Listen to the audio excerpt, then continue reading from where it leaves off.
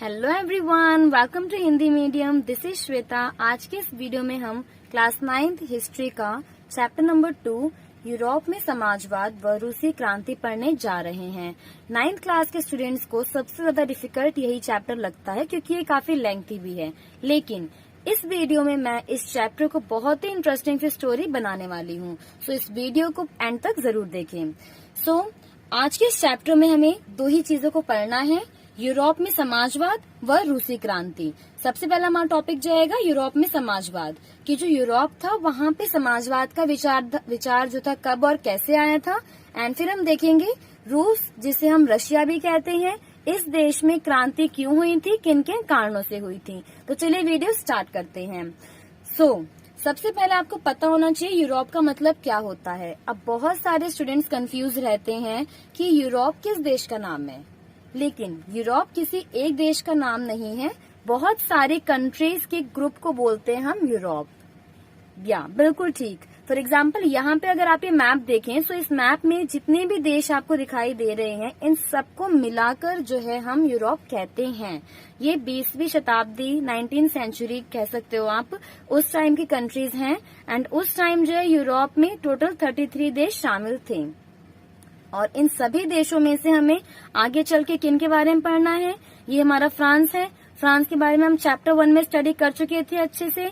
Chapter number 2 में जो है हम पूरा रूस के बारे में स्टडी करेंगे। आप देख सकते हैं मैप में ये पूरा हमारा रूस का साम्राज्य है, कितना बड़ा था उस टाइम पे ये जितने भी ग्रीन वाले रीजन्स हैं। फिर हम देखेंगे चैप्टर नंबर 3 में जो है जर्मनी के बारे में स्टडी करेंगे। सभी फिलहाल हम चैप्टर नंबर 2 में रूस के बारे में स्टडी करते हैं। सबसे पहले हमें ये देखना होगा, लास्ट वीडियो में हम चैप्टर नंबर 1 फ्रांस की क्रांति पढ़ रहे थे। फ्रांस की क्रांति जब हुई तो इस क्रांति से यूरोप में, क्रांति यहाँ पर हुई थी, यूरोप के दूसरे देशों में दो विचार काफी ज्यादा पॉपुलर हो रहे थे। और वो कौन से थे? स्वतंत्रता और समानता। ये तो आप सब जानते हैं ना कि हर एक देश में किसान होते हैं, गरीब होते हैं, मजदूर होते हैं, और उन सबके साथ उस समय के जितने भी राजा महाराजा थे वो कैसा सुलूक किया करते थे। इसीलिए वो सारे वर्ग जो थे वो सभी ये चाहते थे कि जिस तरह से फ्रांस के लोग आजाद हुए हैं, स्वतंत्र हुए हैं, उनको काफी अपने लिए अधिकार मिले हैं, हमें भी वैसे ही मिले। ये दो आइडियोलॉजीज थी जो कि उन दिनों काफी पॉपुलर थी। अब बात करते हैं, ऐसी कई सारी विचारधाराएं आम लोगों की उन दिनों फ्रांस में आ रही थी। फ्रांस के साथ साथ यूरोप के सभी देशों में आ रही थी। तो उन सारे विचारधाराओं को हमें समझना है। तो जो पहली आइडियोलॉजी थी वो थी हमारी उदारवादी। क्या थे? उदारवादी, जिसे हम बोलते हैं लिबरलिज्म या फिर लिबरल व्यू। सेकेंड विचारधारा थी रूढ़िवादी, जिसे कंजर्वेटिव भी कहते हैं। थर्ड थी हमारी रेडिकल, जिसे आमूल परिवर्तनवादी या रेडिकल भी कहते हैं। एंड चौथी विचारधारा सबसे इम्पोर्टेंट है समाजवाद। और इन चारों में से सबसे ज्यादा जो फेमस हुई थी विचारधारा वो थी हमारी समाजवाद, जिसे हम सोशलिज्म भी कहते हैं। तो आइए इन सभी विचारधाराओं को एक डीप में डिटेल स्टडी करते हैं। तो हमारी जो पहली विचारधारा है वो है उदारवादी विचारधारा। अब इस विचारधारा का मतलब क्या था? तो यूरोप के कई देशों में बहुत सारे लोग ऐसे थे जो इस विचारधारा को फॉलो करते थे। अब देखना यह है कि इस विचारधारा की खास बातें क्या थी। तो पहला था सभी धर्मों को समानता मिले। मीन्स जो उदारवादी लोग थे वो क्या मानते थे कि जितने भी धर्म हैं हर एक देश में, सभी धर्मों को एक जैसा माना जाए, किसी को ज्यादा न माने न किसी को कम माने। सेकंड क्या था? लोगों के पास मौलिक अधिकार हों। अब ये मौलिक वर्ड का मतलब क्या होता है? मौलिक का मतलब होता है बेसिक अधिकार। ठीक है। उदारवादी लोग ये मानते थे कि किसी भी इंसान के पास स्पेशल राइट्स नहीं होने चाहिए, सबके पास एक जैसे अधिकार हो, सबके पास समानता हो, स्वतंत्रता हो। तो ये उनके विचार थे। सेकंड है हमारा थर्ड पॉइंट है सरकार लोगों के अधिकारों की रक्षा करे। अब जो है लोगों की सोच धीरे धीरे बदलने लगी थी फ्रांस की क्रांति के बाद। तो लोग ये मानने लगे थे कि जो सरकार है, राजा है हमारे, उनका काम लोगों के अधिकारों को छीनना नहीं होना चाहिए, बल्कि लोगों के अधिकारों की, उनके राइट्स की रक्षा करनी चाहिए उन्हें। फिर क्या था? वंश आधारित शासक न हो।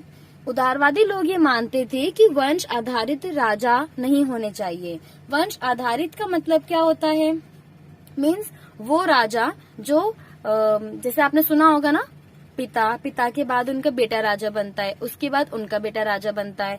तो जब इस तरह से हमारी पूरी शासन व्यवस्था चलती है, पिता के बाद उनका बेटा राजा बनता है, फिर उसके बाद उनका बेटा राजा बनता है, तो इस तरह के सिस्टम को बोलते हैं वंश आधारित व्यवस्था।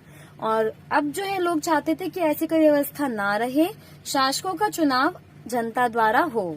ठीक है, और लोग ये क्या चाहते थे कि जो आम लोग हैं वो वोट डालें और उन्हें जो पसंद हो वही राजा उनका राजा बने।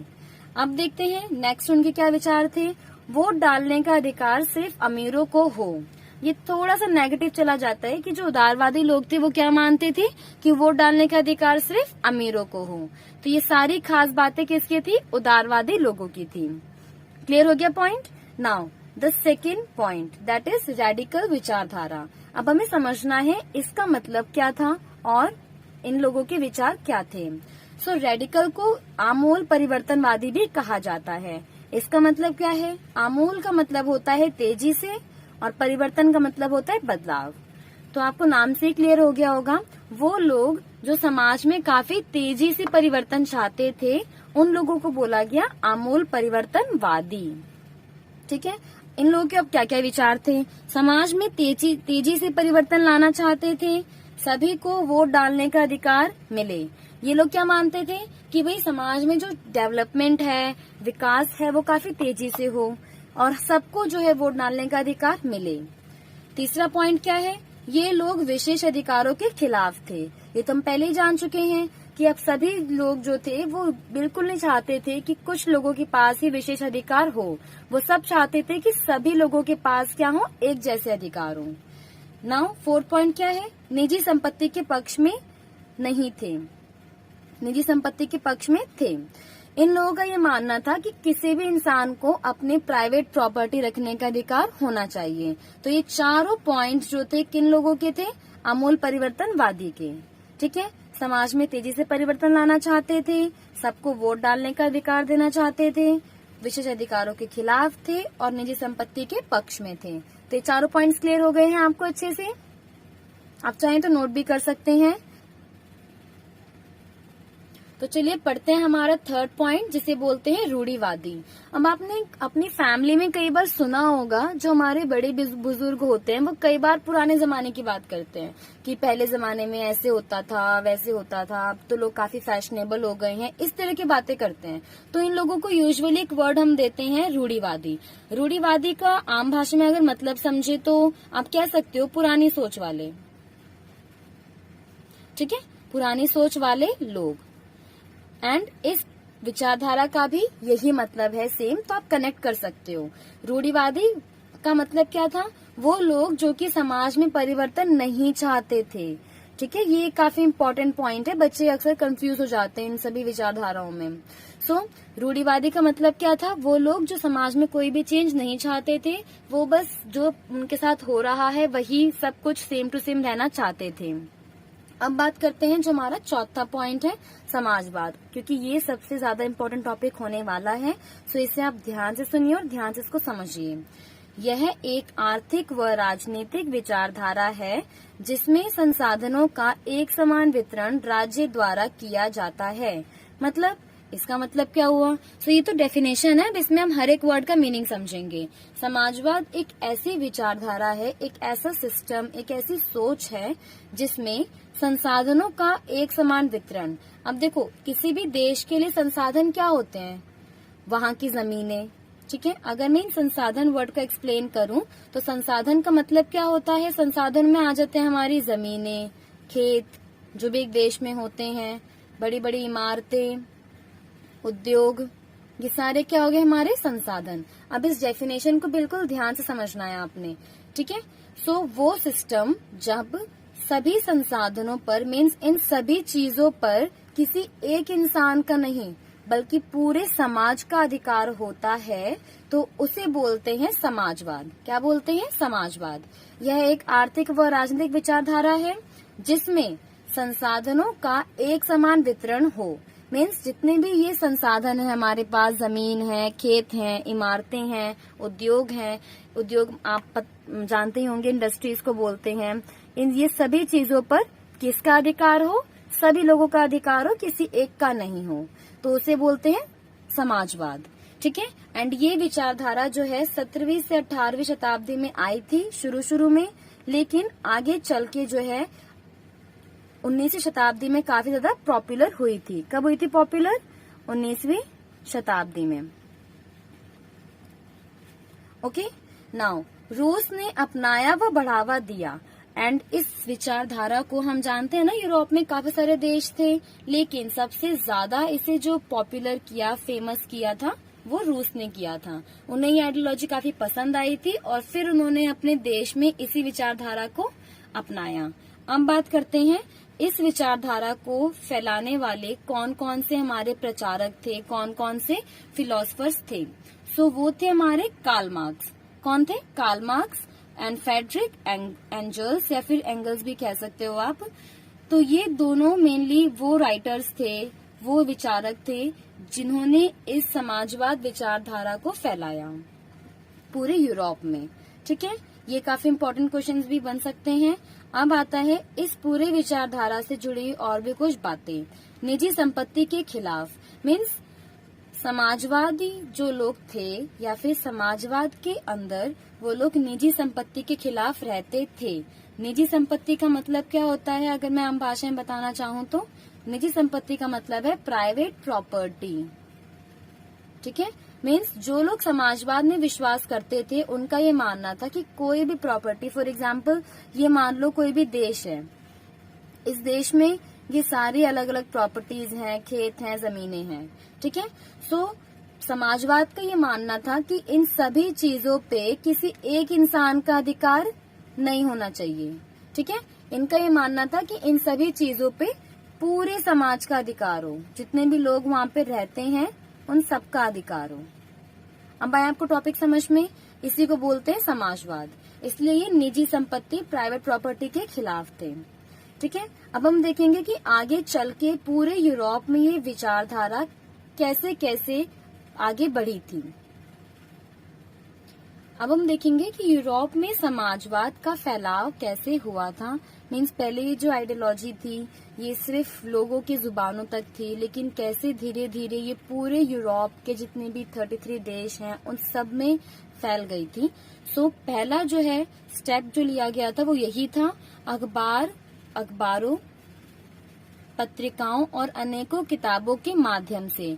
ठीक है, अब आप तो ये सब जानते हैं कि उस टाइम पे इंटरनेट वगैरह नहीं थे, सो इसीलिए किसी भी अगर खबर को, किसी भी अगर विचार को पूरे समाज तक पहुंचाना है तो कौन कौन से तरीके थे? अखबार बहुत बड़ा तरीका था, साधन था। पत्रिकाओं का मतलब होता है मैगजीन। तो इन दिनों मैगजीन्स में भी आए दिन जो है समाजवाद से जुड़ी हुई काफी सारे विचार जो थे मैगजीन्स वगैरह में, न्यूज़पेपर्स वगैरह में आने लगे थे। इसके साथ ही साथ हमने अभी भी पढ़ा है, कार्ल मार्क्स ने इस पूरे विचार को काफी फैलाया था और उन्होंने ही काफी सारी किताबें लिखी थी। उन किताबों को जब लोगों ने पढ़ना शुरू किया तो इस तरीके से धीरे धीरे ये विचारधारा पूरे यूरोप में फैल गई थी। अगला हम देखते हैं, अगला स्टेप क्या उठाया गया था? निजी खेतों को सामूहिक खेत बनाया गया। इस पॉइंट को ध्यान से समझना है। निजी खेत मतलब पहले क्या सिस्टम था यूरोपियन कंट्रीज में कि जो खेत होंगे, फॉर एग्जांपल ये किसी का खेत है तो इस पे पहले सिर्फ एक ही इंसान का अधिकार था, यूजुअली ऐसे ही होता है। लेकिन आगे चल के जितने भी खेत थे उन सबको सामूहिक खेत बना दिया। मीन्स वो सारे खेत, उस पूरे देश के जितने भी खेत थे वो सारे खेत किसने अपने कब्जे में ले लिए? वहाँ की सरकार ने। और फिर उस सरकार ने एक सिस्टम बनाया कि भाई ये सारे खेत अब मेरे पास रहेंगे। ठीक है, जो भी इंसान इस पे खेती करना चाहता है सब मिलकर खेती कर सकते हैं इस पे, और जो भी प्रॉफिट होगा इस खेत से, मीन्स जितने भी ज्यादा फसल उगेगी इस पे, वो सारा प्रॉफिट सभी लोगों में बांट दिया जाएगा। ठीक है, सो मीन्स पहले सिर्फ एक इंसान के अंडर में सारी चीजें आती थी, लेकिन अब ये सब चीजों पे सभी लोगों का अधिकार हो गया था। फिर देखते हैं सेम ऐसा ही उद्योगों के साथ भी किया था। उद्योग मैंने आपको बताया है इंडस्ट्रीज को कहते हैं, फैक्ट्रीज को कहते हैं। निजी उद्योगों को सामूहिक उद्योग बनाया गया। सेकंड स्टेप उद्योगों के साथ लिया गया था।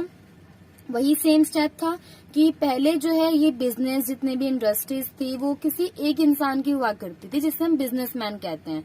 लेकिन आगे चल के जो है वो सारी फैक्ट्रीज जो है सरकार ने अपने अंडर कर ली थी और उस पे सभी लोगों का अधिकार दे दिया था कि कोई भी इंसान इन फैक्ट्रीज में आके काम करे एंड फिर जो प्रॉफिट होगा वो सब में बांट दिया जाएगा।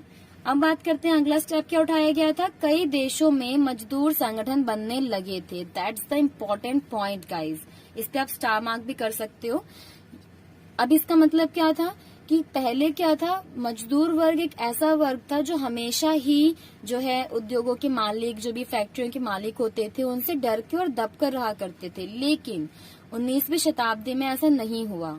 बहुत सारे चेंजेस आने लगे थे और यहाँ तक कि जितने मजदूर थे वो सब मिलकर अपनी ग्रुपिंग करने लगे थे, अपना संगठन बनाने लगे थे। ठीक है। एंड ऐसा सबसे पहले कहाँ शुरू हुआ था? इंग्लैंड में और जर्मनी में। ये पॉइंट क्लियर हो गया। अगले पॉइंट पहुंचते हैं।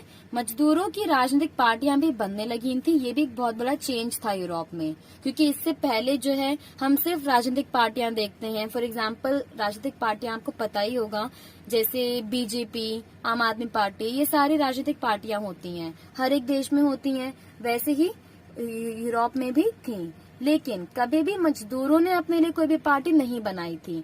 तो इसलिए जानना बहुत ही जरूरी है कि उस टाइम पे मजदूरों ने भी अपने लिए पार्टियां बनाना शुरू कर दिया था। ठीक है।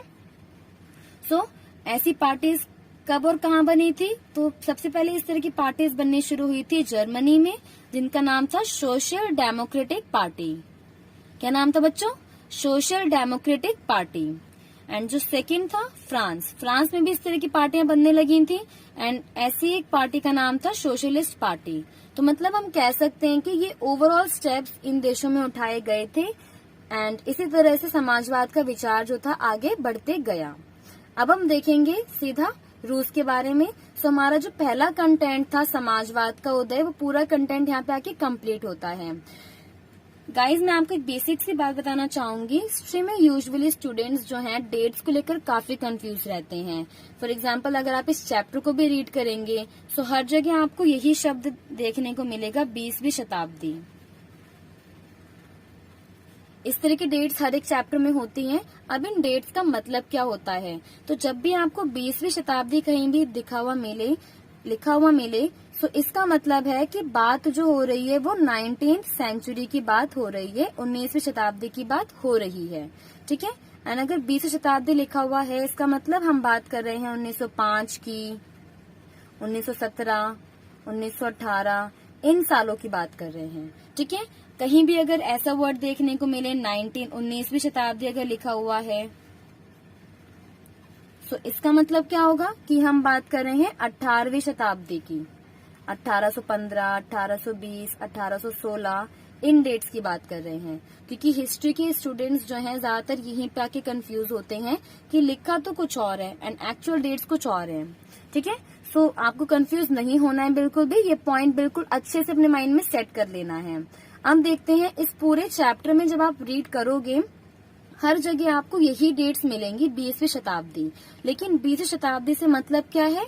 इन डेट से मतलब है, 19th सेंचुरी से मतलब है इसका। तो चलिए सीधा हम पढ़ते हैं अपना नेक्स्ट कंटेंट, रूस के बारे में। सो गाइस जैसे आपने चैप्टर के नेम में देख ही लिया था, चैप्टर का नेम था यूरोप में समाजवाद व रूसी क्रांति। सो रूसी क्रांति काफी इम्पोर्टेंट टॉपिक है और ये जो क्रांति है हमारी 20वीं शताब्दी में शुरू हुई थी। 2 बार हुई थी, 1905 में हुई थी और एक 1917 में हुई थी। सो उन क्रांतियों को समझने से पहले हमें ये देखना होगा कि रूस का समाज कैसा था और वहाँ के राजा कैसे थे। एंड ये यहाँ से जो हमारी जो स्टोरी है वो पूरी तरह से जिस तरह से हमने फ्रांस के बारे में स्टडी की थी वैसे ही होने वाली है।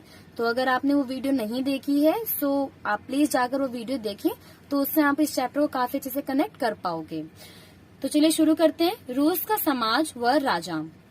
सबसे पहले बात करते हैं कि रूस में किस तरह की व्यवस्था थी जो हमारी रशियन कंट्री थी। तो वहाँ पे था राजतंत्र, मीन्स राजा का शासन। एक ही राजा थे और उन्हीं की चलती थी। ठीक है।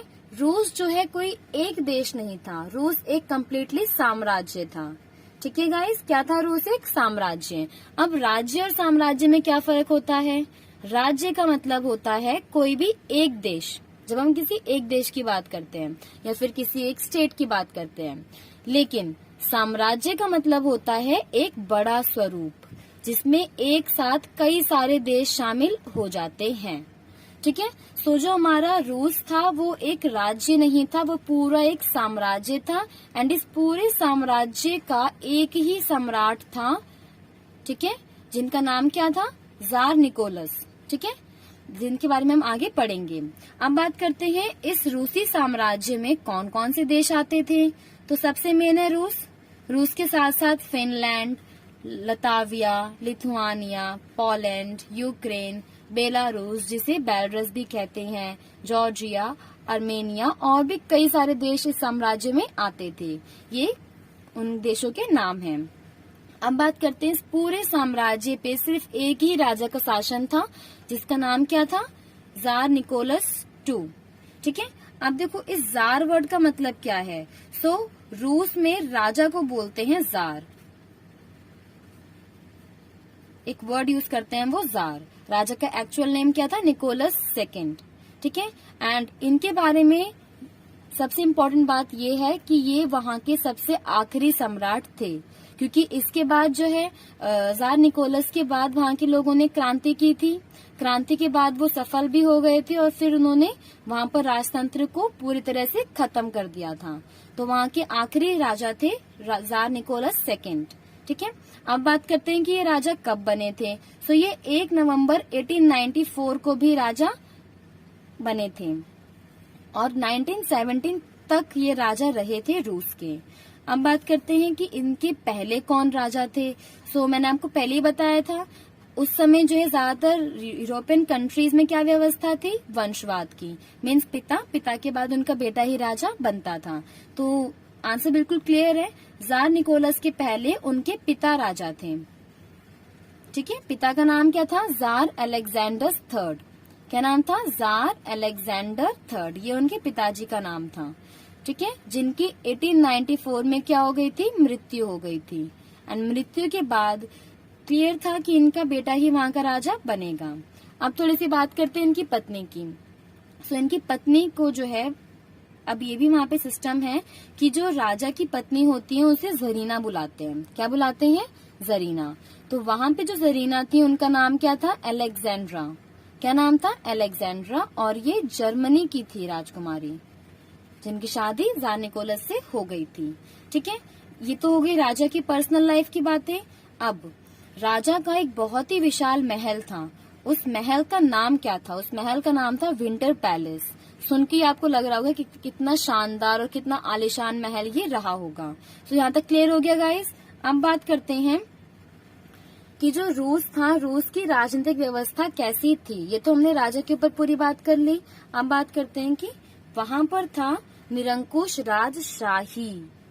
इस टर्म का मतलब क्या होता है, निरंकुश राजशाही का मतलब है बिना रोक टोक के काम करने वाला राजा। मीन्स एक ऐसा राजा जो किसी भी नियम कानून को फॉलो नहीं करता।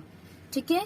वो राजा जो हर वक्त सिर्फ अपनी ही बातों को आम लोगों पर थोपे, इस तरह के राजा को बोलते हैं निरंकुश। ठीक है। एंड आप आम भाषा में भी कह सकते हो कि वो राजा जो हमेशा अपनी मनमानी करे। तो इस तरह का कुछ राजनीतिक व्यवस्था रूस में देखी जाती थी जार निकोलस के टाइम पे। देन बात करते हैं भाई, अब राजा के बारे में इतना डिस्कशन कर लिया है हमने, तो प्रजा के बारे में ही बात करते हैं, वहाँ की जनता के बारे में। वहाँ के जो लोग थे उनका धर्म क्या था, ये तो हम जानते हैं, ये ईसाई धर्म था। लेकिन ईसाई धर्म में भी कई तरह की कैटेगरीज होती हैं। जैसे पहली कैटेगरी है हमारी ऑर्थोडॉक्स क्रिश्चियनिटी। कौन सी कैटेगरी, ऑर्थोडॉक्स क्रिश्चियनिटी। सेकंड है कैथोलिक भी थे लोग वहाँ पे, प्रोटेस्टेंट थे एंड मुस्लिम भी थे। लेकिन इन सब में सबसे ज्यादा जो संख्या थी वो ऑर्थोडॉक्स क्रिश्चियनिटी की थी। मीन्स सबसे ज्यादा संख्या में यही लोग वहाँ पे रहा करते थे। ठीक है। सो यहाँ तक क्लियर हो गया पॉइंट। अब हम बात करेंगे कि जो रूस था, रूस की अर्थव्यवस्था कैसी थी। रूस की अर्थव्यवस्था अब क्या है, अर्थव्यवस्था का मतलब क्या होता है भाई, अर्थव्यवस्था का मतलब है जब हम जब हम किसी भी देश के लोगों की बात करते हैं कि वहाँ के लोग जो हैं कौन कौन से काम करते हैं, वहाँ के लोगों की इनकम कितनी है, जब हम इनकम, वहाँ के लोगों की व्यवसाय की बात करते हैं तो उसे बोलते हैं अर्थव्यवस्था यानी कि इकोनॉमी। ठीक है। सो रूस के अगर हम देखें, सो रूस जो है 20वीं शताब्दी में 19th सेंचुरी में काफी पिछड़ा हुआ देश था। पिछड़ा हुआ आप कह सकते हो, एक तरह से गरीब देश ही था, ज्यादा रईस देश वो नहीं था। अब बात करते हैं कि वहाँ के लोगों का मेन काम क्या था, मुख्य व्यवसाय क्या था। देखो वहाँ के जो लोग थे सबसे ज्यादा वो कौन से काम करते थे, खेती आप जानते ही हो, फसल उगाते थे, ये वहाँ के लोगों का सबसे बड़ा काम था। एंड पूरी जनसंख्या में से 85% लोग जो थे वो खेती किया करते थे। ठीक है। एंड सबसे ज्यादा खेती होती थी वहाँ पर यूरोप के सभी देशों के मुकाबले, इसीलिए वो अनाज का बड़ा निर्यातक था। निर्यातक का मतलब होता है दूसरे देशों को बेचना, दूसरे देशों को बेचना या फिर बेचने वाला। ठीक है। सो अगर हम रूस की बात करें तो रूस में सबसे ज्यादा अनाज का उत्पादन होता था, सबसे ज्यादा फसलें खेती होती थी, इसलिए सबसे ज्यादा अनाज को वो दूसरे देशों को दिया करते थे। ठीक है, दूसरे देशों में अनाज बेचा करते थे। अब बात करते हैं सेकेंड चीज, किसी भी अर्थव्यवस्था में, किसी भी देश की इकोनॉमी में दो चीजें हमेशा इम्पोर्टेंट रखती हैं, इम्पोर्टेंस होती हैं। पहली होती है हमारी खेती, ठीक है, जिसे हम कृषि भी कहते हैं। ठीक है। एंड दूसरे नंबर पे आते हैं हमारे उद्योग, मतलब इंडस्ट्रीज, फैक्ट्रीज। तो अगर इंडस्ट्रीज और फैक्ट्रीज की बात करें तो ये वहां पर सबसे कम थे, उद्योग काफी कम थे। ये भी पॉइंट काफी इम्पोर्टेंट है। एंड आपको पता होना चाहिए उन दिनों जो है रूस की राजधानी पीटर्सबर्ग थी एंड उससे पहले मॉस्को थी। अगर मैं 19th सेंचुरी की बात करूं तो पीटर्सबर्ग, सेंट पीटर्सबर्ग वहां की राजधानी थी। ठीक है। एंड राजधानी थी एंड जो उद्योग थे वो उद्योग जो हैं इन्हीं दो शहरों में बस थे, गिने चुने उद्योग थे, उद्योग काफी कम थे। तो ये था वहां की अर्थव्यवस्था के बारे में। अब बात करते हैं हमारा जो नेक्स्ट पॉइंट है, रूस की सामाजिक व्यवस्था। जब हम किसी भी देश की स्टडी करते हैं तो हमें ना बस 5 चीज पता होनी चाहिए। क्या क्या? वहाँ की राजनीतिक व्यवस्था, अर्थव्यवस्था, सामाजिक व्यवस्था और वहाँ की सांस्कृतिक व्यवस्था। अगर ये 3-4 चीजें आपको पता हैं तो आपको वो पूरा कंटेंट काफी अच्छे से समझ में आ जाएगा और हर एक चीज को आप काफी बारीकी से समझ पाएंगे। सो हमने राजनीतिक व्यवस्था देख ही ली, अर्थव्यवस्था भी देख ली है। अब बात करेंगे वहाँ के समाज की, कि वहाँ के समाज में किस तरह के लोग रहा करते थे और उनकी क्या क्या प्रॉब्लम्स थी। ठीक है। सो अभी हम जो है रूस के समाज को देखेंगे।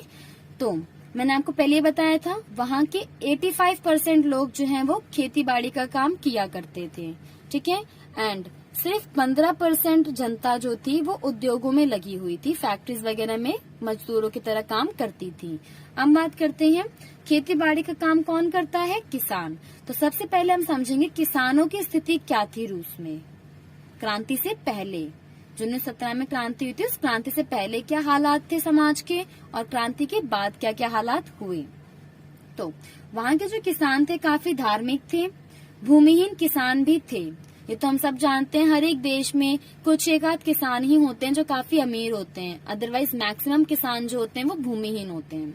अभी बात करते हैं नेक्स्ट पॉइंट, वहाँ की जितनी भी जमीनें थी ना उन सारी जमीनों पर चर्च व सामंतों का अधिकार था। ठीक है। जितनी भी जमीनें थी वहाँ की वो सारी जमीनों पे किसका अधिकार था? चर्च और सामंतों का।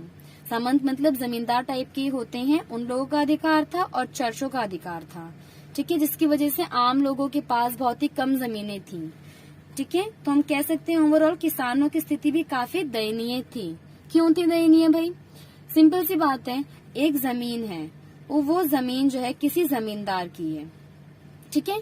अब जो है उस जमीन पे वो किसानों को बुलाते हैं खेती करने के लिए। तो जो किसान हैं वो उस पे खेती करेंगे। ठीक है। ज्यादा मेहनत करेंगे लेकिन उनकी इनकम कितनी होगी? बहुत ही कम। ठीक है। उनको 100 रुपए, आइडिया लगा लो, 100 रुपए, 50 रुपए इस तरह से ही मिलेंगे, है ना। और वो उन्हें जो है जमींदारों की मनमानी भी झेलनी पड़ेगी। तो हम कह सकते हैं कि वहाँ पे जो है किसानों की सिचुएशन बहुत अच्छी नहीं थी।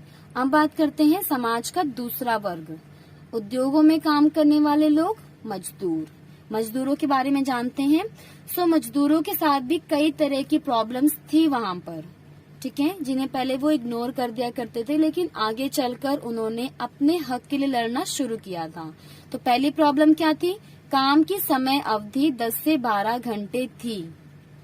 मतलब जो काम करने का टाइमिंग था वो 10 से 12 घंटे की शिफ्टिंग थी वहाँ पे, कि हर एक मजदूर को कम से कम इतने घंटे तक काम करना पड़ता था। अब आप सोच सकते हो आज की इतनी टेक्नोलॉजिकल एडवांसमेंट लाइफ में जब कोई भी आम इंसान जो है 8 घंटे से ज्यादा की नौकरी में पक जाता है, तो उस टाइम पे लोगों का क्या बुरा हाल होता होगा। एंड कभी कभार जो है जितने भी उद्योगों के मालिक थे वो उन्हें मजबूर करते थे कि तुम 15 घंटे भी काम करो। इस तरह के हालात थे मजदूरों के। देन सेकंड पॉइंट क्या आता है? वेतन बहुत कम। मतलब उन मजदूरों से काम डबल करवाया करते थे और उनको सैलरी बहुत ही कम दिया करते थे, ठीक है। मीन्स जहां उन्हें 200 रुपए मिलने चाहिए वहां उनको 100 रुपए ही दिया करते थे। तो इस तरह से आप आइडिया लगा सकते हो कि मजदूरों के साथ भी कई सारी प्रॉब्लम्स थी वहां पे। अगला पॉइंट क्या है? निजी उद्योगपति। मीन्स जितने भी उद्योग थे, जितने भी इंडस्ट्रीज थी, फैक्ट्रीज थी, उन सभी पे किसी न किसी एक इंसान का अधिकार था, ठीक है। वो सब निजी प्रॉपर्टीज थी। अगला पॉइंट क्या है? 30% महिला मजदूर भी थे। मीन्स जितने मजदूर काम करते थे उन सभी में से 30% जो थी महिलाएं भी थी जो कि काम करती थी, लेकिन महिलाओं के लिए कोई भी सुविधाएं वहां पर नहीं थी उद्योगों में। एंड उनके साथ सबसे बड़ी प्रॉब्लम ये थी, वेतन जो है पुरुषों से भी बहुत कम मिलता था। मतलब जहां अगर पुरुषों को 100 रुपए मिल रहा है पर डे का वेतन, वहीं पे जो है महिलाओं को 60 रुपए, 50 रुपए इस तरह से सैलरी मिलती थी, ठीक है, वेतन मिलता था। तो ये सारी समस्याएं वहां के समाज में मौजूद थी। अब हम आगे चल के देखेंगे कि किस तरह से लोगों ने इन चीजों के लिए लड़ाई की, ठीक है। एंड अभी भी हमने पढ़ा था कि जो रूस है वहां पे समाजवाद उन्होंने अपनाया था, ठीक है। अभी हम समाजवाद को देखेंगे। अभी हम उद्योगों की बात कर रहे थे कि वहां पे जो है उद्योग काफी कम थे। तो एक छोटा सा टॉपिक ये है कि 1890 का जो टाइम था, इस टाइम पे उद्योगों में बहुत सारे चेंजेस, बहुत सारे परिवर्तन आए थे। उन्हें हम पढ़ेंगे 1890 के दशक में परिवर्तन। दशक मतलब जो 10 साल होते हैं, 1890 से लेकर 1900 के बीच में जो 10 साल थे, इन 10 सालों में वहां के जितनी भी इंडस्ट्रीज थी उनमें बहुत सारा चेंजेस आए थे। क्या क्या थे? पहला था उद्योगों की संख्या बढ़ने लगी थी। मीन्स पहले जहां उन 2 शहरों में 4 या 5 उद्योग थे, अब धीरे धीरे उद्योगों की संख्या बढ़ती जा रही थी, ठीक है। सेकंड पॉइंट था निवेश बढ़ने लगा था। अब हम जानते हैं जितने भी इंडस्ट्रीज होती हैं वो बिना इन्वेस्टमेंट के नहीं चलती हैं। इन्वेस्टमेंट, निवेश मतलब क्या होता है? इन्वेस्टमेंट। धीरे धीरे जो है बहुत सारे बिजनेसमैन जो हैं वहां की फैक्ट्रीज में, इंडस्ट्रीज में इन्वेस्ट करने लगे थे। रेलवे लाइनों का विस्तार हो रहा था। दूसरी तरफ समाज में और भी विकास हो रहा था। रेलवे लाइनें जो है बिछाई जा रही थी ताकि वहां पे रेलवे वाली व्यवस्था जो है सही ढंग से चल सके। तो ये कुछ चेंजेस आए थे, थोड़े टाइम के लिए आए थे, फिर उसके बाद सारे सिस्टम वैसे ही पहले जैसा हो गया था। अब बात करते हैं, रूस वो पहला ऐसा देश था जिसने समाजवाद को बहुत ही अच्छे ढंग से अपनाया था और उसको फॉलो किया था। तो हम देखेंगे कि रूस में समाजवाद का उदय कैसे हुआ, मीन्स कैसे ये जो विचारधारा है रूस में आई और इसके तहत कौन कौन से काम किए गए। इससे आप एक तरह से समाज में बदलाव के तौर पे भी देख सकते हो। तो सबसे पहला पॉइंट देखो, मार्क्स ने समाजवाद का प्रसार किया, ठीक है। मैंने आपको पहले बता दिया था, कार्ल मार्क्स जो थे वो उन्होंने ही समाजवाद के विचारों को अपने किताबों के माध्यम से लोगों में पहुंचाया और लोगों को समझाया कि अगर आप समाजवाद को फॉलो करते हो तभी जो आपकी दयनीय स्थिति है, जो गरीबी है, वो सब मिट पाएगी और आप लोग भी जो है अपनी जिंदगी को सुधार पाओगे। सेकंड पॉइंट क्या था? एंड मार्क्स को बहुत सारे मजदूर वर्ग जो थे, जो गरीब तबका था, वो फॉलो करने लगा था। ठीक है, तो उन्हीं को फॉलो करते हुए मजदूरों ने राजनीतिक पार्टियां बनानी शुरू कर दी थी। ठीक है, अब ये दो तरह की पार्टियां वहां पे बनी थी। पहली पार्टी देखते हैं हम, जो Russian social democratic workers party. क्या नाम है guys? Russian social democratic workers party. ये जो राजनीतिक पार्टी थी, ये 1898 में बनाई गई थी। कब बनाई गई थी? 1898 में। और ये पार्टी किन लोगों के लिए थी? मजदूरों के लिए। ठीक है, अब देखो मजदूर जो थे रूस में, इससे पहले हमने पढ़ा है उनके पास किसी भी तरह की पार्टीज की हमें पार्टी बनानी चाहिए, अपने हक के लिए लड़ना चाहिए, इस तरह की नॉलेज थी ही नहीं। कार्ल मार्क्स ने धीरे धीरे उन्हें जागरूक बनाया था अपने अधिकारों को लेकर, और उनकी इस तरह से फिर एक पार्टी बन गई थी। अब जो है इस पार्टी के माध्यम से अपने मांगे उठाने लगे थे। मीन्स ये जो लोग थे, ये अगर राजा इनके साथ कभी ज्यादा गलत करता है तो अपने लिए आवाज उठाने लगे थे, हड़तालें भी करने लगे थे। ठीक है, सो ये बहुत बड़ा चेंज हम देख सकते हैं, और ये भी एक समाजवाद की पहल थी। देन बात करते हैं, एक और पार्टी बनाई गई थी वहां पर। तो हम कह सकते हैं कि उस टाइम पे दो ही पार्टियां बनी थी। पहले हमने देख ली है, दूसरी पार्टी देखते हैं, सोशलिस्ट रिवॉल्यूशनरी पार्टी। ठीक है, अब ये जो पार्टी थी, ये पार्टी किन लोगों की थी? ये पार्टी थी किसानों की। क्योंकि हमने पढ़ा है सबसे ज्यादा दो ही वर्ग जो थे काफी परेशान हो रहे थे रूस में, एक थे हमारे मजदूर और दूसरी तरफ से हमारे किसान। ठीक है, तो पहले तो मजदूरों की पार्टी बनी, तो आगे चल के किसानों ने सोचा 2 साल बाद ही कि भाई जब वो लोग अपनी पार्टी बना सकते हैं, अपने हक के लिए लड़ सकते हैं, तो हम लोग क्यों नहीं कर सकते हैं। फिर उन लोगों ने अपनी भी एक पार्टी बना ली थी। ठीक है, इस पार्टी के जरिए वो भी अपनी मांगे उठाने लगे थे। ठीक है, और आगे चल के ऐसा लग रहा था कि धीरे धीरे जो है समाज में और भी ज्यादा परिवर्तन आएंगे, लेकिन ये परिवर्तन बहुत ही धीरे धीरे आए। क्यों? क्योंकि रीजन ये था, इन दोनों पार्टीज के जो लोग थे उनकी मांगे सेम थी, वेतन बढ़ाया जाए, उनकी जो सिचुएशंस हैं, स्थिति है, उसमें चेंजेस किए जाएं, बदलाव किए जाएं। लेकिन इन दोनों पार्टियों में कभी भी एकजुटता नहीं थी। मीन्स कभी भी इन दोनों पार्टी में काफी अच्छी वाली बॉन्डिंग जिसे हम कहते हैं, वो बॉन्डिंग नहीं रही थी। ठीक है, जिसकी वजह से जो है ये पार्टी इतनी पावरफुल नहीं बन पाई थी। ठीक है, अब हम देखते हैं कि इसके आगे क्या हुआ।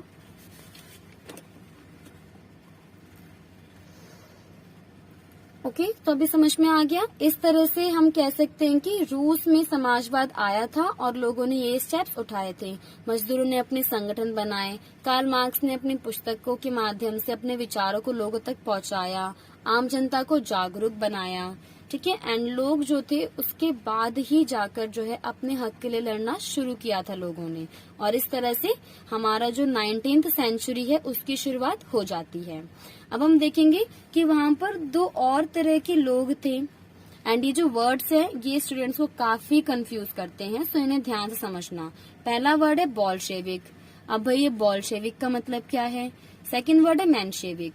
सो बोल्शेविक कौन लोग थे? वो लोग जो मानते थे कि संगठनों में कड़ा अनुशासन होना चाहिए। मैंने आपको बताया अभी कि उन दिनों जो है दो तरह के संगठन बन के तैयार हुए थे रूस में। ठीक है, सो कई लोग वहाँ पे जो थे ऐसा मानते थे कि ये जितने भी संगठन हैं, इन सभी संगठनों में काफी अच्छा डिसिप्लिन होना चाहिए। अनुशासन मतलब डिसिप्लिन होना चाहिए। मीन्स जितने भी, अगर मैं आपको एग्जाम्पल दूं, मान लीजिए कि एक पार्टी में जो है 10 लोग हैं। ठीक है, सो वो सारे के सारे अपनी ना चलाएं, वो सारे के सारे लोग जो हैं, एक मुखिया होता है उनका, उस मुखिया को ही फॉलो करें। ये कहना था बोल्शेविक लोगों का, और इनका ये मानना था कि अगर इस तरह से सिस्टम चलता है तभी वो पार्टी आगे चल के सक्सेसफुल हो पाएगी। दूसरी तरफ थे मेंशेविक। ये लोग बिल्कुल ही अपोजिट थे। इनका क्या मानना था? वो लोग जो मानते थे कि संगठन में हर व्यक्ति को बोलने का अधिकार हो। ठीक है, इन लोगों का क्या कहना था कि भाई सभी को किसी एक की बात नहीं माननी चाहिए, हर एक इंसान को अपनी बात रखने का अधिकार होना चाहिए। तो ये दो वर्ड्स हैं, इनकी मीनिंग क्लियर हो गई अच्छे से।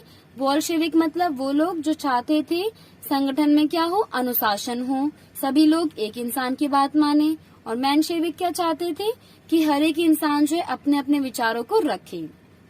देन हम देखते हैं जो हमारा मेन टॉपिक है रूसी क्रांतियां। अब तक तो गाइस हमने ये देख लिया है कि रूस का समाज कैसा था, वहाँ की राजनीतिक व्यवस्था कैसी थी और वहाँ की अर्थव्यवस्था कैसी थी। ये तीनों पॉइंट्स हम समझ चुके हैं। फिर रूस में जो है समाजवाद का जो पूरा कॉन्सेप्ट था ये कैसे धीरे धीरे आगे बढ़ा। अब हम देखेंगे कि जो रूस था वहाँ पे कई क्रांतियां भी हुई थी। कब हुई थी? ये सारी क्रांतियां 20वीं शताब्दी में हुई थी। 20वीं शताब्दी का मतलब बताया ही था मैंने आपको जब हम 19वीं सेंचुरी की बात करते हैं। ऐसे हमें सिर्फ 3 क्रांतियां पढ़नी है जो काफी बड़े लेवल पर रूस में हुई थी। पहली थी हमारी 1905 की क्रांति, इस टॉपिक को समझेंगे अच्छे से। फिर है फरवरी 1917 की क्रांति एंड थर्ड है अक्टूबर 1917 की क्रांति। ठीक है, तो चलिए शुरू करते हैं। हमारा जो पहला टॉपिक है 1905 की क्रांति। ठीक है, अब देखो आप सबको पता है फ्रांस में सब कुछ नॉर्मल तरीके से चल रहा था। समाजवाद को काफी शांतिपूर्ण ढंग से लोग फॉलो कर रहे थे। फिर ऐसा क्या हुआ अचानक से कि वहाँ के आम लोगों ने राजा के खिलाफ क्रांति कर दी। कुछ ना कुछ तो हुआ होगा ना भाई, क्योंकि जब भी कुछ ऐसे स्टेप्स उठाए जाते हैं उनके पीछे बहुत बड़ा रीजन होता है। जैसे आपको ही होगा अभी हाल ही में जो है दिल्ली में 2020 में अगर हम देखें तो बड़े लेवल पर मुस्लिमों ने दंगे किए थे, मुस्लिमों के खिलाफ दंगे हुए थे। उन दंगों का रीजन था जो गवर्नमेंट ने हमारी CAA सिटीजनशिप अमेंडमेंट एक्ट बनाया था। तो हर एक चीज के होने के पीछे ना कोई कारण होता है। तो वैसे हम समझेंगे कि 1905 में जो क्रांति हुई थी रूस में, इसके पीछे क्या क्या कारण रहे थे। तो पहला पॉइंट है हमारा 1904 में महंगाई तेजी से बढ़ी। बिल्कुल ठीक, 1904 में क्या हुआ था? महंगाई तेजी से बढ़ने लगी थी। ठीक है, एंड सेकंड रीजन क्या था? वेतन में 20% की कमी आई। ठीक है, मीन्स ये दोनों प्रॉब्लम जो है एक साथ सामने आई। पहला तो ये था कि अचानक से महंगाई जो है रूस में बढ़ने लगी थी एंड सेकंड जो है लोगों की सैलरी में 20% तक कमी कर दी गई थी। मीन्स आप खुद सोचो, एक तरफ जो है महंगाई बढ़ती जा रही है, ठीक है, दूसरी तरफ लोगों की इनकम कम होती जा रही है। अब ऐसे में आम जनता जो है परेशान होगी या नहीं होगी? होगी ना, बिल्कुल होगी। तो इसीलिए जो है आम लोग परेशान होने लगे थे कि भाई ये क्या हो रहा है। एक तरफ तो जो हम सामान खरीदते थे 100 रुपए का, वो 200 रुपए का होता जा रहा है, खर्चे बढ़ते जा रहे हैं। दूसरी तरफ जो है हमारी जो इनकम है, जो हमारा वेतन है, वो पहले 100 रुपए हुआ करता था, अब जो है 80 रुपए हो गया है। तो आप सोच सकते हो 80 रुपए की इनकम में हम 200 का सामान खरीद पाएंगे? बिल्कुल नहीं खरीद पाएंगे। तो इसलिए जो है आम जनता काफी परेशान होने लगी थी 1904 में ही। फिर क्या हुआ? लोगों की जरूरतें पूरी नहीं हो पाई। ठीक है, मैंने आपको अभी बताया जब आपकी इनकम ही 80 रुपए होगी तो आप 100-200 का सामान क्या खरीद पाओगे, खा पाओगे? नहीं, बिल्कुल नहीं। ठीक है, तो इन दोनों प्रॉब्लम से एक तीसरी प्रॉब्लम खड़ी हुई थी कि जो आम लोग थे उनका जो भी डेली का खाने पीने का सामान होता है, दाल चावल रोटी, इस तरह की अपनी जरूरतें भी वो पूरी नहीं कर पा रहे थे। ठीक है, तो ये 3 मेन बहुत बड़ा कारण बने थे इस क्रांति के पीछे। अब देखते हैं आगे क्या हुआ फिर। तो अभी हमने जो है 3 कारण पढ़ लिए थे।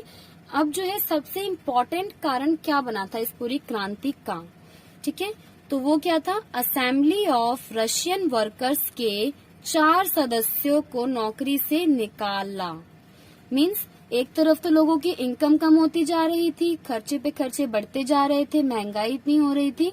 दूसरी तरफ मजदूर जो थे उन मजदूरों को नौकरी से निकाल दिया गया था। तो आप सोच सकते हो लोग किस हद तक जो है राजा से नाराज हो गए होंगे। ठीक है, सो इसीलिए लोगों ने डिसाइड किया, क्योंकि मजदूरों के संगठन ग्रुपिंग तो पहले से ही हो चुकी थी, अभी भी हमने पढ़ा है। ठीक है, सो उन संगठनों ने फैसला लिया कि भाई ये राजा जो ये क्या कर रहे हैं हमारे साथ, हमें इन्हें रोकना होगा। और उन्होंने फैसला लिया कि हम जो है शांतिपूर्ण तरीके से, मीन्स बिल्कुल शांति से जो है क्या करेंगे, आंदोलन करेंगे। ठीक है, आंदोलन करेंगे, अपनी मांगे राजा के सामने रखेंगे और राजा जो है हमारी बातें अवश्य पूरी करेंगे। ठीक है, सो ये तो थी क्रांति के कारण मेन क्या रहे थे। अब इस क्रांति से जुड़ी हुई घटनाओं को काफी अच्छे समझना है कि ये जो क्रांति थी ये शुरू हो चुकी थी 1905 में। ठीक है, इस क्रांति से जुड़ी हुई क्या क्या घटनाएं हुई थी।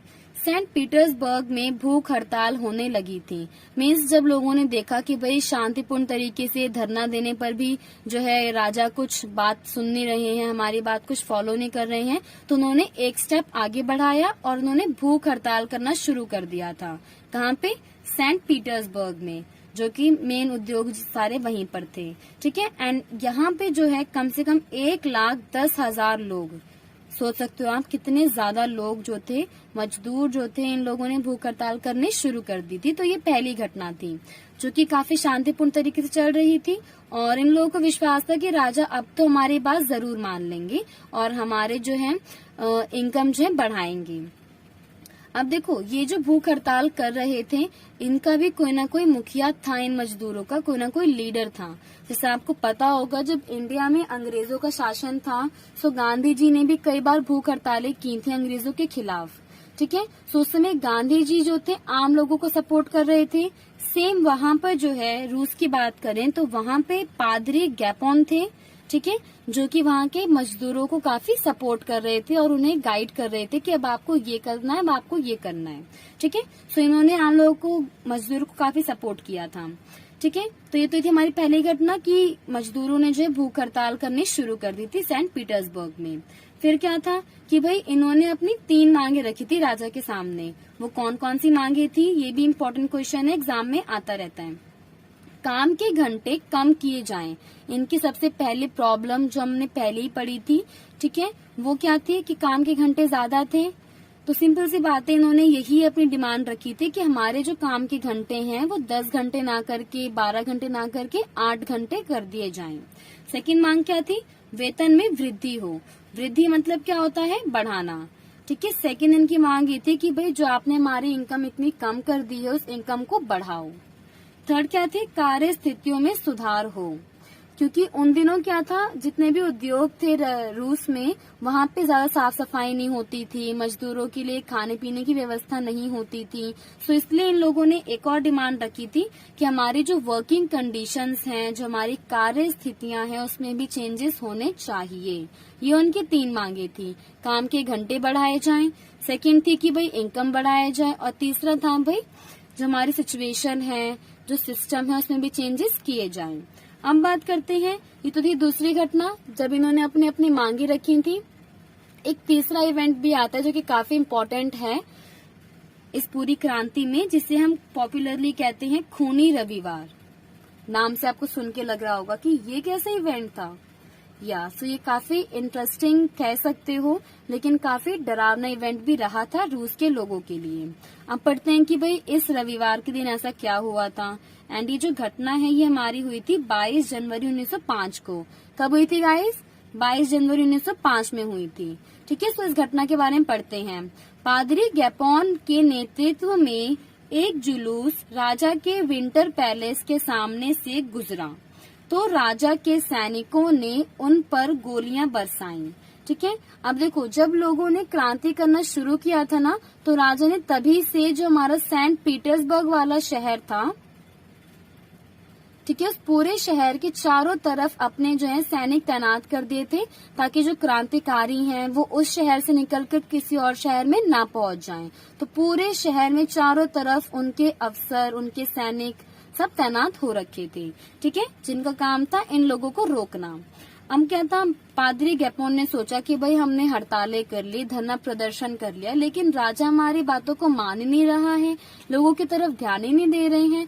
तो हम एक काम करते हैं, राजा का जो महल है, जो विंटर महल है, उस महल के सामने से हम सब गुजरेंगे। ठीक है, तब जो है राजा हमारी बात को डेफिनेटली मानेंगे। तो उन्होंने ऐसा ही किया। उन्होंने क्या करा, क्रांतिकारियों का एक पूरा ग्रुप बनाया। जुलूस तो आप जानते एक तरह की झांकी टाइप की होती है, और वो सारे नारे लगाते हुए विंटर पैलेस के सामने से गुजरे। ठीक है, जैसे ही राजा ने देखा कि उनके महल के सामने से ये लोग क्रांति कर रहे हैं, शोर हल्ला गुल्ला कर रहे हैं, तो उन्होंने अपने सैनिकों को कहा कि भाई इनको आगे बढ़ने से रोको। ठीक है, और उनके सैनिकों ने एग्जैक्टली वही किया। ठीक है, राजा के सैनिकों ने जो है आम लोगों को रोकने के लिए उन पे गोलियां बरसाने शुरू कर दी थी। ठीक है, सो इस घटना को ही कहा जाता है खूनी रविवार। क्यों कहा जाता है? क्योंकि इस घटना में कई सारे मजदूर जो थे वो मारे गए थे और बहुत सारे मजदूर जो थे घायल हो गए थे। ठीक है, सो आगे देखते हैं कि इस घटना के बाद क्या क्या हुआ था। सो अगर हम इस घटना को ध्यान से समझें तो इसमें 100 मजदूर मारे गए थे। आप सोच सकते हो कितनी बड़ी तादाद में गोलीबारी हुई थी कि मजदूर मारे गए थे। 300 से अधिक जो है घायल हो गए थे। ठीक है, एंड इसके बाद जो है वहां के मजदूर काफी ज्यादा गुस्से में आ गए थे कि एक तो हमारे जो शासक हैं, हमारे जो सम्राट हैं, वो हमारी बात सुन नहीं रहे हैं। दूसरा, इन्होंने आम लोगों के साथ इतना बड़ा जो है घटना को अंजाम दिया था। ठीक है, सो अब जो है आम लोगों ने डिसाइड किया कि ये जो क्रांति है ना, इसको शांतिपूर्ण तरीके से अगर हम चलाते रहे तो कुछ भी फायदा नहीं होने वाला है। फिर उन्होंने क्या करा, क्रांति ने आक्रामक रूप ले लिया। मीन्स अब जितने मजदूर थे वो सारे काफी एग्रेसिव हो गए थे कि अब हमें कोई ना कोई बड़े लेवल पे एक्शन करना होगा। और यहीं से जो है शुरुआत हुई बड़े लेवल की क्रांति की। क्योंकि पहले जो ये क्रांति थी सिर्फ एक शहर पीटर्सबर्ग में हो रही थी, लेकिन अब खूनी रविवार के बाद पूरे देश भर में भूख हड़तालें होने लगी थी। ये एक बहुत बड़ा चेंज आया था। ठीक है, एंड इसके बाद क्या हुआ कि पहले तो सिर्फ एक शहर में भूख हड़तालें हो रही थी, फिर जितने भी शहर थे सभी के मजदूर जो थे काम करने नहीं गए, सभी ने जो बैठ के हड़तालें करनी शुरू कर दी थी। ठीक है, एंड उद्योगों का काम जो है धीरे से कह सकते हैं कि धीरे धीरे कम होता चला गया था। इसके बाद क्या हुआ, समाज के काफी सारे शिक्षित वर्ग भी आए दिन अखबारों में इन आंदोलनों के बारे में पढ़ रहे थे और उन्हें लग रहा था कि ये लोग जो कर रहे हैं काफी सही कर रहे हैं, हमें इनका साथ देना चाहिए। तो आगे चल के जो है समाज के शिक्षित वर्गों ने वकील, इंजीनियर, टीचर्स, डॉक्टर्स, इस तरह के जितने भी लोग थे उन्होंने काफी सपोर्ट किया था इन लोगों को। साथ ही साथ जो कॉलेज के स्टूडेंट्स होते हैं, जितने भी विद्यार्थी थे, उन सारे विद्यार्थियों ने भी अपनी क्लासेस वगैरह जो थी बायकॉट कर दी थी, क्लासेस वगैरह छोड़ दी थी और जाके आंदोलन में शामिल हो गए थे। सो ये सारी घटनाएं हुई थी इस क्रांति के तहत। यहाँ तक क्लियर हो गया गाइस? सो गाइस हम युद्ध के परिणामों की बात कर रहे थे। सो पहला परिणाम ये हुआ था, राजा जनता की ताकत को समझ गए थे। ये बहुत बड़ा चेंज था और एक बहुत ही इम्पोर्टेंट चेंज था। ये आना बहुत ही जरूरी था। क्यों आना जरूरी था? क्योंकि इसके पहले जो थे वहाँ के राजा काफी, उनपे किसी भी तरह की रोक टोक थी ही नहीं, क्योंकि वो समझते थे कि भाई मेरे से बड़ा ताकतवर तो कोई यहाँ पर है ही नहीं और ये आम जनता जो है सिर्फ अपनी ही मेरे आगे इनके कभी चल नहीं पाएगी, तो वो इस तरह से अपनी मनमानी करते रहते थे। लेकिन जब 1905 की क्रांति हुई, लोगों ने जब अपना आक्रामक रूप दिखाया, तब उन्हें समझ में आ गया था कि यहाँ के लोग जो हैं बहुत ताकतवर हैं। अगर मैं अभी भी इनकी मांगे पूरी नहीं करता हूँ तो ये पक्का मुझे मेरी गद्दी से हटा भी सकते हैं। तो राजा ने दिमाग लगाया और स्टेप क्या उठाया, संविधान सभा के गठन की मांग को पूरा किया। ठीक है, मीन्स राजा ने जो है वहाँ के जितने भी क्रांतिकारी थे उन सबको ये परमिशन दे दी कि ठीक है भाई, आप लोग अपना संविधान जो है बना सकते हो और संविधान सभा भी बना सकते हो, मीटिंग्स वगैरह भी कर सकते हो। ठीक है, क्योंकि वहाँ के आम लोग ये मानते थे जिस तरह से फ्रांस के लोगों ने संविधान बनाकर अपने आप को जो है आजाद करवाया था और अपनी जिंदगी बदली थी, वैसे ही सेम हम भी फॉलो करेंगे। तो ये फ्रांस का ही मॉडल था जो कि बाद में रूस में भी फॉलो किया गया था। इसके बाद जो है इसी को फॉलो करते हुए तीसरा स्टेप लिया गया, ड्यूमा की स्थापना की। अब ये ड्यूमा क्या था? राजा को सलाह देने वाला संगठन था। मीन्स वहाँ के जितने भी शिक्षित वर्ग थे उन वर्गों ने कहा कि भाई आप कोई भी फैसला जो है खुद से नहीं लोगे। ठीक है, आपको एक ऐसे संगठन बनानी पड़ेगी जो आपके हर एक फैसले में आपको सलाह देगी। तो राजा ने जो है आम लोगों की बात को एक्सेप्ट कर ही लिया था, तो उन्होंने ड्यूमा को भी बना दिया था। ठीक है, राजा को सलाह देने वाली एक संगठन थी। ठीक है, लेकिन राजा जो था वो ये मानता था कहीं ना कहीं ये उनकी पावर को रोक रही है, उनकी शक्तियों पर रोक लगा रही है, तो इसलिए उन्होंने ये संगठन सिर्फ 3 महीने तक ही चलने दिया था। उसके बाद इसे उन्होंने बंद कर दिया था। ठीक है, एंड इसके बाद दोबारा से स्टार्ट किया गया इस संगठन को, लेकिन उतना सक्सेसफुल नहीं रहा था ये। ठीक है, ड्यूमा को आप ये भी कह सकते हो जिस तरह से हमने फ्रांस में पढ़ा था ना, नेशनल असेंबली थी, जिसका आगे चल के काम क्या था, सारे बड़े बड़े फैसले लेना, राजों को सलाह देना। सेम वही काम जो है रूस में ड्यूमा भी करने लगी थी। तो यहाँ तक आते आते हम देखते हैं कि 1905 में जो क्रांति हुई थी, ये पूरा ओवरऑल टॉपिक वही था। क्रांति किन किन कारणों से हुई हम देख चुके हैं, क्रांति की घटनाएं क्या कर रही थी और क्रांति के परिणाम क्या क्या हुए थे। ठीक है, सो अब हम बात करते हैं सीधा प्रथम विश्व युद्ध की।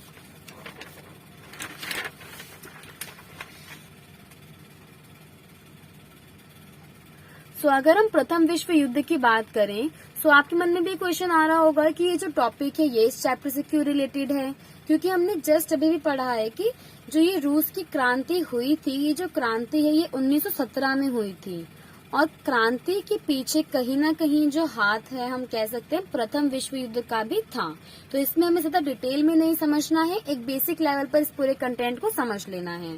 तो पहला विश्व युद्ध, जिसे हम वर्ल्ड वॉर 1 भी कहते हैं, ठीक है, क्या था मतलब इसका, वह युद्ध जो कई देशों की सेनाएं मिलकर लड़ती हैं उसे बोलते हैं विश्व युद्ध।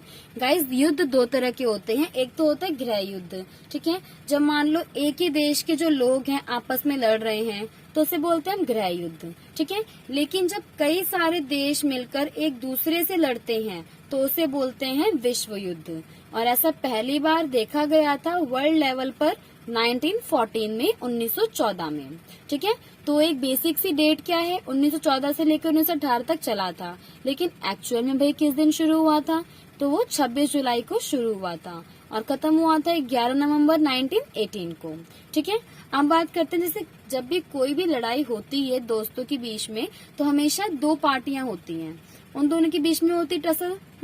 सो वैसे ही जो विश्व युद्ध था इसमें कौन कौन से देश थे।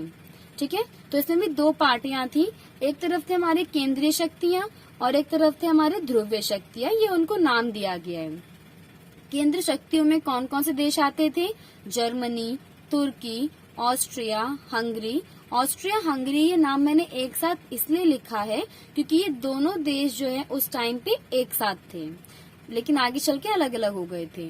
फिर उसके बाद हम देखते हैं ऑटोमन साम्राज्य, तो मीन्स ये सारे देश थे जो एक साइड पे थे। सेकेंड साइड पे हम देखें तो फ्रांस, ब्रिटेन, रूस, ये 3 बड़े बड़े देश थे और इन दोनों देशों के बीच में क्या हुआ था, युद्ध छिड़ गया था। ठीक है, तो हमें जो है इस युद्ध में बहुत सारी घटनाएं होती हैं, इन 4 सालों में काफी लंबा चला था ये युद्ध, लेकिन हमें सिर्फ इसमें रूस की भूमिका को समझना है कि भाई रूस ने क्या रोल प्ले किया था इस पूरे युद्ध में। ठीक है, एंड उससे जो है रूस पे क्या प्रभाव पड़ा था। तो हमारा जो नेक्स्ट पॉइंट है वो यही है, रूस की भूमिका क्या रही है इस पूरे युद्ध में। तो रूस ने शुरुआती दौर में युद्ध में काफी साथ दिया था। ठीक है, इन दोनों देशों का, फ्रांस और ब्रिटेन को काफी सपोर्ट किया स्टार्टिंग में, क्योंकि रूस को भी लगा था कि भाई वॉर जो है जल्दी खत्म हो जाएगा, लेकिन रूस को पता नहीं था कि ये वॉर जो इतना लंबा भी चलेगा और उसका इतना नुकसान भी हो जाएगा। आगे देखते हैं, रूस ने जर्मनी के खिलाफ युद्ध किया। अब देखो रूस के सेकंड तरफ कितने सारे देश हैं, तो भाई ये कौन से देश से भिड़ा था ये भी पता होना चाहिए। तो जो हमारा रूस है ये, इसकी टकराहट हुई थी जर्मनी के साथ। ठीक है, जर्मनी आप देख सकते हो ये रहा, तो रूस और जर्मनी के बीच में युद्ध चल रहा था। ठीक है, और सारे देशों में एक दूसरे के साथ तो चल ही रहा था। ठीक है, तो रूस ने जर्मनी के खिलाफ युद्ध किया था। ठीक है, अब जब इन्होंने युद्ध की घोषणा की तो उस टाइम पे इनके पास सेना की भी कमी पड़ने लगी थी, आए दिन हजारों सैनिक जो है मारे जाने लगे थे। तो इन्होंने जो है क्या करा, जितने भी समाज के आम लोग थे, मजदूर थे, उनसे बिना पूछे उन्हें उठाकर जो है सेना में भर्ती कर लिया कि भाई आप भी जो है जाओगे और आप भी जंग लड़ोगे। ठीक है, ये भी एक तरह की जबरदस्ती ही थी कि भाई जो लोग जानना नहीं चाहते थे उनको भी उठा के सेना में भर्ती कर दिया था। और क्या स्टेप उठाए थे इन्होंने, सेना पर अत्यधिक खर्च करना इन्होंने शुरू कर दिया था। मीन्स जो पैसा इनको आम जनता पे लगाना था वो पूरा पैसा भी किस पे लगा रहे थे, अपनी आम जनता पे ना लगाकर पूरा पैसा वो सेना पे खर्च कर रहे थे। ठीक है, सेना को अलग अलग हथियार दे रहे थे, उनके खान पीन जितने भी तरह के खर्चे होते हैं वो सारे खर्चे पूरे कर रहे थे। ठीक है, तो इसके बाद हम देखते हैं अगला नेक्स्ट स्टेप उन्होंने क्या उठाया था। देखो उन दिनों क्या था, रूस जर्मनी के साथ लड़ाई कर रहे थे तो दोनों में काफी ज्यादा दुश्मनी, नफरत हो चुकी थी। इसलिए सेंट पीटर्सबर्ग, जो कि उन दिनों हम कह सकते हैं रूस की राजधानी थी, इसका नाम जो है ना उन्होंने बदलकर पेट्रोग्राद रख दिया था। ठीक है, इसे हम पेट्रोग्राड भी कहते हैं। पेट्रोग्राद क्यों रखा भाई, ये भी क्वेश्चन आप कर सकते हो। क्योंकि पीटर्सबर्ग जो है एक जर्मन वर्ड था, ठीक है। अब ये जर्मनी से इतनी नफरत करते थे कि ये बिल्कुल नहीं चाहते थे कि हमारे देश की राजधानी, हमारे देश की पहचान जो है एक जर्मन शब्द से हो। तो इन्होंने भाई नाम को चेंज कर दिया और जगह का नाम कर दिया पेट्रोग्राद। तो हम आगे जब भी बात करेंगे पेट्रोग्राड की तो वो वही सेम सिटी रहेगी जो पीटर्सबर्ग थी, ठीक है। सो ये कुछ मेन स्टेप्स थे जो कि रूस ने उठाए थे जब वो इस युद्ध में शामिल हुआ था, ठीक है। अब हम देखते हैं कि जो रूस था वो 1914 से लेकर 1916 तक 2 सालों तक इस युद्ध में उसने काफी ज्यादा हेल्प की थी इन दोनों देशों की। लेकिन आगे चल के जो है क्या परिणाम निकला था इसका, ठीक है। तो चलिए देखते हैं। ये तो हमने पढ़ ही लिया है अभी जस्ट। जर्मनी थी एक तरफ और एक तरफ थे रूस, दोनों में काफी झगड़े, लड़ाई झगड़े, युद्ध जो है चल रहा था, ठीक है। अब देखते हैं इस युद्ध का परिणाम क्या हुआ था, ठीक है, जो कि 2 सालों से ही चले जा रहा है। रूस काफी ज्यादा पैसे लगा भी चुका है, ठीक है। सो जर्मनी जो है इसका साथ दिया था ऑस्ट्रिया ने, और ये दोनों उस टाइम पे बहुत ही पावरफुल कंट्रीज, साम्राज्य थे एक तरह से। एंड एक साइड पे कौन थे, सिर्फ रूस था। तो कह सकते हैं कि हार किसकी होनी थी, ये तो पहले से डिसाइडेड था। जब रूस के पास इतनी ज्यादा पावर है ही नहीं, उसके पास सेना नहीं है, हथियार नहीं है, इतनी इनकम नहीं है कि वो सेना पे खर्च कर सके, जिसके चलते रूस की बहुत ही बुरी तरह वाली हार हुई थी यहाँ पे, ठीक है। और जर्मनी और ऑस्ट्रिया जीत चुके थे। तो इस तरह से कुछ ही परिणाम निकला था। हम देखते हैं जो परिणाम हुआ था कि जो रूस की हार हुई थी इससे रूस पे क्या प्रभाव पड़ा था। ये पॉइंट सारे बहुत ही इम्पोर्टेंट होने वाले हैं, क्योंकि इन्हीं सारे रीजंस की वजह से आगे चलकर 1917 वाली क्रांति हुई थी, ठीक है, जिसे हम आगे समझेंगे। तो इन सारे पॉइंट्स को 1 बाय 1 करके अच्छे समझेंगे। पहला है 1917 तक आते आते 70 लाख सैनिक मारे गए थे। अब जब किसी भी 2 देशों के बीच में युद्ध होता है गाइस, तो सबसे ज्यादा नुकसान जो होता है लोगों का होता है, ठीक है। कई लाखों सैनिक जो है मारे जाते हैं, खून खराबा होता है और देश का बहुत सारा पैसा भी चला जाता है। तो ये सारे काम रूस के साथ हुए थे। 1917 तक आते आते रूस के 70 लाख सैनिक मारे गए, पहला नुकसान हुआ। सेकंड, पीछे हटते वक्त हमने पढ़ा है ना, रूस की हार हो गई थी जर्मनी से। तो जब रूस जो है जर्मनी की जो सेना है उससे हार रहा था, तो जैसे ही अपने शहरों में वापस लौट रहे थे तो इन्होंने क्या करा, पीछे हटते वक्त सेना ने रास्ते के सारी इमारतें व फसलें नष्ट कर दिए थे। मीन्स रास्ते में जितनी भी, मान लीजिए ये कोई रास्ता है और यहाँ से जो है इनकी सेना वापस लौट रही है, तो वापस लौटते वक्त रास्ते में जितनी बिल्डिंग्स वगैरह पड़ी, जितनी भी फसलें पड़ी, उन सबको इन्होंने मीन्स बम से उड़ा दिया, उन सबको जो है नष्ट कर दिया। क्यों किया नष्ट, जबकि वो इतनी ज्यादा इम्पोर्टेंट थी? नष्ट इसलिए किया ताकि जो जर्मनी की सेना है कहीं वो उन चीजों पे अपना कब्जा ना कर ले, ठीक है। इसलिए चारों तरफ हम कह सकते हैं कि बम से, गोले बारूदों से उन सारे एरियाज को इन्होंने खत्म कर दिया, ठीक है। ये फैसला इतना बड़ा फैसला था, लेकिन ये सारे फैसले जो है राजा ने अकेले लिए थे, ठीक है। इसलिए वहाँ की आम जनता काफी नाराज हो गई थी, क्योंकि देखो राजा का तो अपना पैलेस, अपना आलीशान महल तो वहीं का वहीं था, उसे किसी ने नष्ट नहीं किया था। लेकिन ये सारे घर, इमारतें जो थी जिन आम लोगों की थी, वो सारे के सारे बेघर हो गए थे। अगला पॉइंट देखो, 30 लाख लोग बेघर हो गए थे। तो आप सोच सकते हो कितने बड़े लेवल पे लोगों का नुकसान जो है राजा कर रहे थे, और किसी से उन्होंने सलाह नहीं ली थी, ना ड्यूमा से, ना किसी और से, ठीक है। फिर उसके बाद क्या हुआ, अगला पॉइंट, ये सारे लोग बेघर हो गए, मीन्स राजा के लिए लोगों के मन में नफरत अब धीरे धीरे बढ़ने लगी थी। उसके बाद क्या हुआ, मजदूरों की कमी हो गई थी। हमने पढ़ा है ना अभी जस्ट कि जो राजा थे युद्ध में अपना अच्छा इंप्रेशन डालने के लिए, अपने को जिताने के लिए उन्होंने जितने भी मजदूर थे उन सबको उठाकर जो है युद्ध में डालना शुरू कर दिया था, जिसकी वजह से फैक्ट्रियों में काम करने वाले मजदूरों की संख्या में कमी आ गई थी। मजदूर बचे ही नहीं तो काम कौन करेगा, और जब मजदूर ही नहीं बचे तो जितने भी उद्योग थे वो सारे के सारे ठप पड़ गए थे, क्योंकि उनको चलाने वाला कोई बचा ही नहीं। अब बहुत ही कम मजदूर थे, गिने चुने। तो उसकी वजह से जितनी बड़ी बड़ी इंडस्ट्रीज थी वो उन सब की मशीनें धीरे धीरे खराब होने लगी थी, औजार भी खराब होने लगे थे। तो हम कह सकते हैं कि एक के बाद एक ये सारे नुकसान जो हैं रूस को झेलने पड़े थे। 70 लाख सैनिक मारे गए। ठीक है, बड़ी बड़ी फसलें, इमारतें नष्ट कर दी, कई लाख लोग, 30 लाख लोग बेघर हो गए, मजदूरों की कमी आ गई, उद्योग भी है ठप पड़ गया। उसके बाद देखो, अब ऐसे में जो है उत्पादन कहाँ से हो, अलग अलग तरह की चीजें जो हम लोग यूज करते हैं, रियल लाइफ में खाते पीते हैं, अनाज, चावल, गेहूं, काफी सारी चीजें होती हैं, तो वो सब चीजें जो थी फैक्ट्रीज में नहीं बन पा रही थी। तो ऐसे में हम क्या करेंगे, दूसरे देश से हेल्प लेंगे। ठीक है, तो राजा ने ये सोचा कि चलो कोई नहीं, हमारे यहाँ नहीं हो पा रहा है, कम से कम दूसरे देशों में तो हो ही रहा है उत्पादन, हम वहां से मंगवा लेते हैं। लेकिन ये भी रास्ता उनके पास नहीं बचा था। दूसरे देशों से आपूर्ति आना बंद हो गई थी। क्यों बंद हो गई थी भाई? क्योंकि जिस समुद्र के रास्ते से वो आपूर्ति होके जाती थी, उस समुद्र के रास्ते को बोलते हैं बाल्टिक समुद्र। ठीक है, तो उस पूरे समुद्र पे किसका कब्जा हो गया था? जर्मनी का कब्जा। ठीक है, क्योंकि जब भी किसी दो देशों के बीच में युद्ध होता है, जो जीतने वाली कंट्री होती है, ठीक है, वो जिस भी एरिया को अपने हाथ में लेती है उस पे उनका कब्जा हो जाता है। ठीक है, सो सेम ऐसे कब्जा जो है जर्मनी ने कर लिया था रूस को परेशान करने के लिए कि भाई यही इनका एक समुद्र का रास्ता है, अगर ये भी नहीं बचेगा तो राजा जो है डेफिनेटली परेशान होगा। ठीक है, सो आपको अगर समझना है बाल्टिक समुद्र कौन सा रीजन है, तो अगर मैं इस मैप को दिखाऊं ध्यान से, तो इसमें आप ये पूरा ब्लू रीजन देख रहे हैं, जिसमें अटलांटिक महासागर वाला ही पूरा एरिया आ चुका है। तो ये पूरा जो समुद्री इलाका है इसे बोलते हैं बाल्टिक समुद्र क्षेत्र। ठीक है, एंड यहीं से जो है दूसरे देशों से कनेक्शन था रूस का। कुछ भी सामान जो है लाना ले जाना होता था, वो सारा इसी समुद्र के इसी रास्ते को अगर मैं ड्रॉ करूं, इसी रास्ते से रूस में आता था। ठीक है, सभी समझ में आ गया। अब इस पूरे पे किसका कब्जा हो गया है?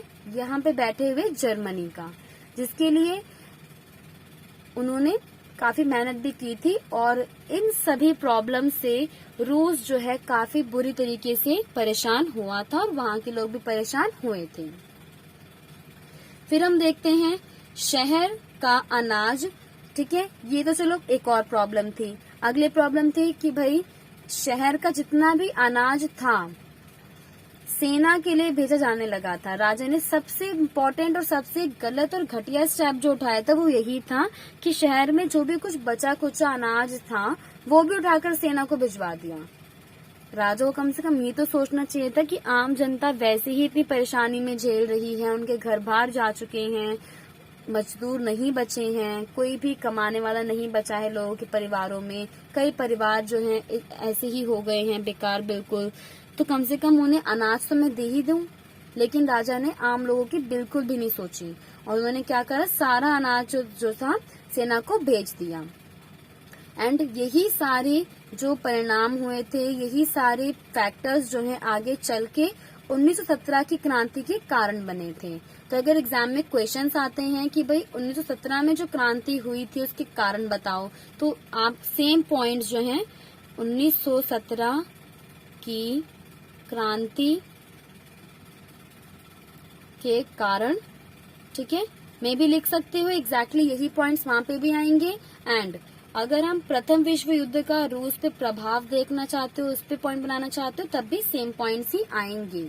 ठीक है, एंड फिर हम नेक्स्ट वीडियो में देखेंगे। आज की वीडियो में बस इतना ही कि इन कारणों की वजह से जो है रूस के लोग काफी तंग आ गए थे, और उन्होंने डिसाइड कर लिया था कि अब हमें कुछ बड़े लेवल पर, कुछ नेशनल लेवल पे जो है आंदोलन शुरू करना होगा, क्योंकि हम इस राजा से परेशान हो चुके हैं और अब हमें इनसे मुक्ति चाहिए। तो इसीलिए उन्होंने की थी 1917 की क्रांति, जिसको हम कंप्लीट टॉपिक को नेक्स्ट वीडियो में पार्ट 2 में स्टडी करेंगे।